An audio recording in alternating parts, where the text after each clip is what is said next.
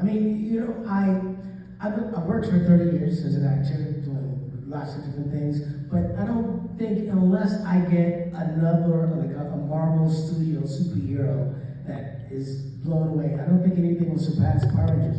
I mean, one, it has to linger for 32 years, which is what we've done so far, and in 40 countries. So that's kind of a lot. That's the big shoes to fill, you know what I'm saying? So I am grateful that Power Rangers is something that I'm associated with because it's always been positive. It's always been a light in the eyes of many kids and now 3 generations of people. So I think it's amazing. Yeah, it's the same thing for all of us. I mean, it's a huge blessing. It's a huge honor. It's extremely humbling. There's no way that we could have predicted how the show was going to go when we first got on it. I don't even think we knew what we were filming when we filmed the original pilot. Dino Rangers, which was really Phantoms in the beginning. So it's been a crazy journey for all of us, but I know that we're all extremely blessed and so grateful for all of you guys, because without you, we certainly would not be the people that we are. So thank you. Thank all of you. And just a huge blessing. Great question. Not a creepy question at all. Thank you so much. Thank you. All right, over to the other microphone. Go ahead. Hi, Amy Jo. So I actually wanted to ask if you could talk a little bit about your evolution past your role in Mighty Morphin Power Rangers, because you've acted in a few different movies, or in Felicity, you've done singing, and and how that evolved into becoming a director. Like, was that always the plan, or if you could just speak to that? No, it wasn't the plan. I think deep down inside, I always sort of wanted to write and direct, but never gave myself permission. To me, as stupid as it sounds, I think back in the day, I just thought it was like a man's job. I know that sounds really terrible now, but I think I didn't give myself permission. And it was actually when I did Flashpoint, I had written a script and I really wanted to write and direct. And I wanted to write, and I sent it to John Hamm, actually, because I had done The Division with him, and said, do you want to direct this? Because I knew he started directing. And he wrote back and he's like, no, you direct it.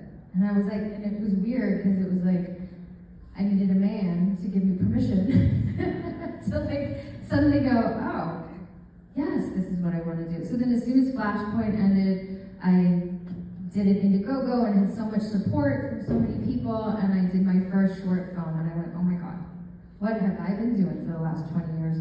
So I completely have taken off the acting hat, and that's all I do now is write to direct. And I love it so much. I don't know if I answered your question in any way. One follow-up question. Do you feel like it unleashed like a different side of like the creativity of you was like than you did when you were acting? I was always a very insecure actress. I found my whole 20s through most of my 30s just really floundering around trying to find myself and my confidence. And as soon as I put on that directing hat and stepped onto the first set where I, was doing that, I was like, oh my God, every part of my personality now has a purpose. And I was like, oh, this is what I had been wanting to do for so long. So yeah, did that answer that? Yeah. Absolutely, and I think it's incredible. Oh, thank you. Thank you so much.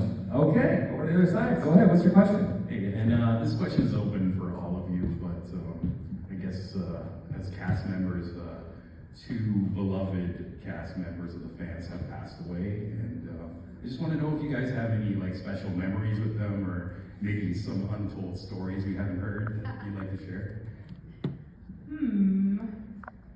Untold stories. I don't think I can share I have one quick story about Twee. I've shared it a couple times, but she was spending the night at my house the night of that earthquake, the giant earthquake. And we woke up to thinking like there was a train coming into the apartment building. And then we jumped and we got in a doorway. And then we were so stupid because all the lights were out. We went and lit a candle off of the gas stove. So stupid! Anyway, that's a very big memory of me I have with Twee. She was awesome. And then for me, Jason, oh my God, there's just so many. He was a real practical joker. I don't know, I miss that guy. It's just, life is hard sometimes, huh? I'll go. Tweet. After she did the movie The Crow, she had a party in her house, and I went there, and I was so proud of her for doing the movie, and you know, it was like the next thing after Power Rangers for her. I just remember hanging out with her, and after the party was over, we just kind of sat around and like looked at each other like, man, that's awesome, you did that. That was so cool. I was so excited for her, and she's just an amazing person, beautiful personality. Had the laugh that would make your heart melt, and she was awesome. Jason Frank, I like to tell this story about him. We one day we're on the set and we were doing an episode where we were riding ATVs, and we are out in the parking lot, and the PAs are telling us to be really careful. Do you? I tell this story too. And so we're riding around on the ATVs, and they're like, go 10 miles an hour, so we're riding around the parking lot, and then Jason Frank comes out, and he jumps on the ATV, goes, yeah, and jumps off into the grass, and is like going all over the place, goes over a hill somewhere, and you see him go up in the air, and then he goes missing, and we're like, oh shit, is he okay? Like, did he die? What is going on? And all of a sudden he comes out, and we're like, oh, and me and Austin look at each other like, yeah! And at the end of the episode, when we did the episode, we all looked really good because we had taken on that extra level of learning how to ride the ATVs, and it was a lot of fun. If I remember correctly, he disappeared over the hill and was gone.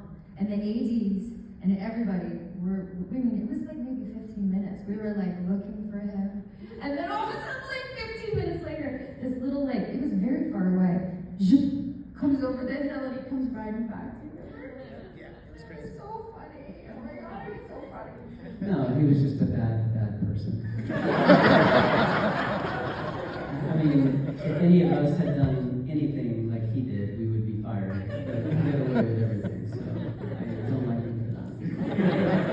But, Remember when he showed up with, or he bought the limo and he made Junior drive it? So yeah, when we first started, when Jason got on the show, after a while, he bought a limousine. And he made our security guard be his chauffeur on the weekends.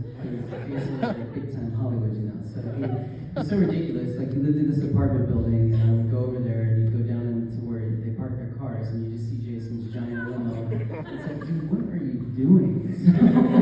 So embarrassing. But there's a lot of stories like that about him. But I was going to say, I was just rewatching, when we went and filmed the movie in Australia, our first day of filming, he ran up a tree trying to do a backflip, and he missed his footing, and he cut his face. And he was like in dire straits because this is his life, he thinks, and he's a beauty. And so we all traveled in a van together, and we had to stop and buy him vitamin E, and he would just put vitamin E. But now I was rewatching Zio, and I don't know the episodes that I was watching, but he had the same cut on his face, but he had like a strip, like a Band-Aid for certain episodes. I was like, oh, he cut his face again. That's crazy. So he must have been like crying every night because his face was his life. And I just remember he was the goofiest person I ever met when we first met him. He had really curly hair when we first met him, and then he started straightening his hair. Yeah, that was a big deal. He straightened his hair. And Twee, obviously, as Walter and Amy Jo attest to, she was really one of the best people. Walter said about her laugh. I can hear it in my head still to this day. She just had a really amazing laugh. So they were both great people. Beautiful hair. I used to play with the hair. Yeah, and I'm probably shiny right now, and she would be really mad at me because she used to take these little blotting pads, and she would always blot my head for me, the rice cooker. So I always think about her when I have shiny forehead. I'm like, oh, I gotta get on that right now. Anyway, hope that answers. Thanks, guys. Great. Thank you so much. All right, so here's the thing. We're technically like already at time, but I think if we go really, really fast, like a speed round, there's 3 people left. So what we're going to try to do as many as, well, let's do it. Let's aim high. Okay, so let's go over this side. Okay.